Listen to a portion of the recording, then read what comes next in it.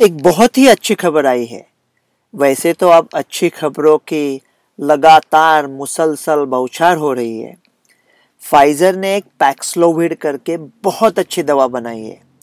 किसी डॉक्टर के लिए एक ड्रग कंपनी का और स्पेसिफिक ड्रग का नाम लेके बात करना अनुचित या अनैतिक हो सकता है, लेकिन अब दूसरा कोई वैसा दवा है ही नहीं ना। 30 साल पहले, आपको गाना मालूम है, तू नहीं तो तेरा फोटो पण चालस है, फोटो नहीं है तो जेरोक्स भी चालस है। 30 साल पहले वो फोटोकॉपी को ही हम लोग जेरोक्स बोलते थे।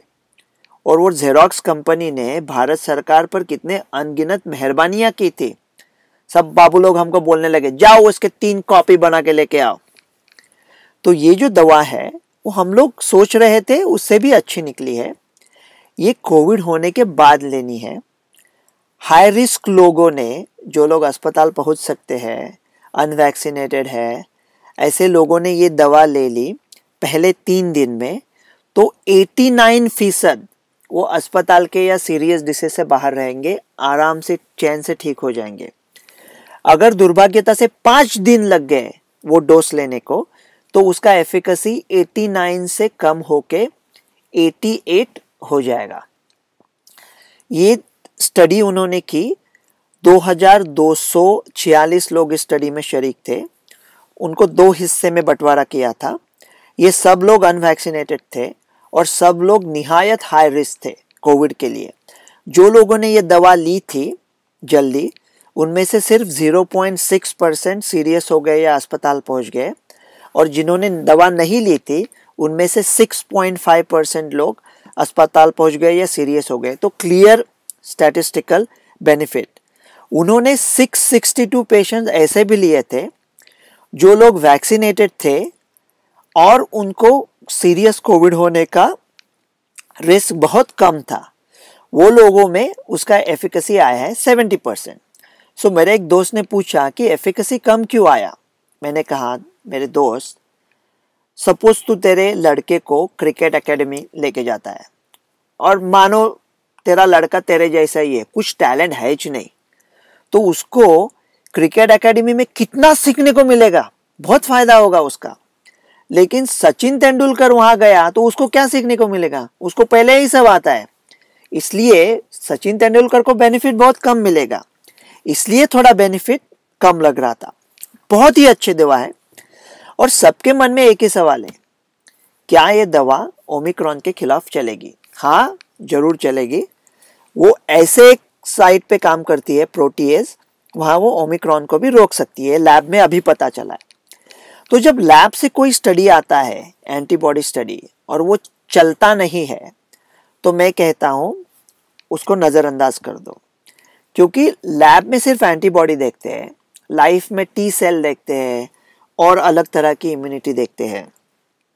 तो जो लैब में नहीं चलेगा वो शायद जिंदगी में चलेगा, लेकिन जो लैब में चलेगा वो तो जिंदगी में दौड़ेगा, इस रफ्तार से दौड़ेगा कि कोई उसे पकड़ नहीं पाएगा। तो नवंबर 2020 में जब फाइजर की वैक्सीन आई थी, मॉडर्ना की भी आई थी, उनका प्रभाव 90% से भी ज़्यादा था। हम लोग उम्मीद कर रहे थे 50 या 60% की, 90% आया था। हमने बोला चलो अभी हो गई महागानी, पूरे दुनिया का हो जाएगा। लेकिन दुर्भाग्यता से पूरे दुनिया का वैक्सीनेशन नहीं हो पाया।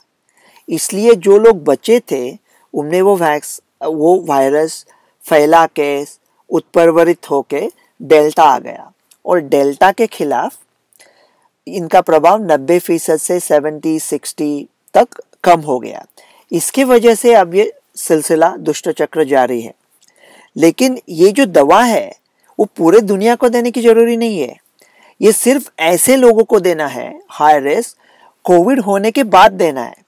इसलिए अगर हमने एसिम्प्टोमेटिक टेस्टिंग कम करवा दिया, तो जो लोग सचमुच हाई रिस्क है और सिम्प्टोमेटिक है, उनका टेस्ट रिजल्ट क्विकली आके उनको जल्दी से जल्दी जितना ये दवा मिल सके वो ठीक हो जाएंगे। इसके वो अभी 1,80,000 डोज अभी बना रहे हैं और 8 करोड़ तक डोज अगले साल में बना देंगे। तो भारत के लिए, भारत में तो सब ऐसा ही अच्छा चल रहा है, नैसर्गिक प्रतिकार शक्ति है। थोड़ा ओमिक्रॉन का डर था, वो फैलेगा, लेकिन लहर तो नहीं आएगी।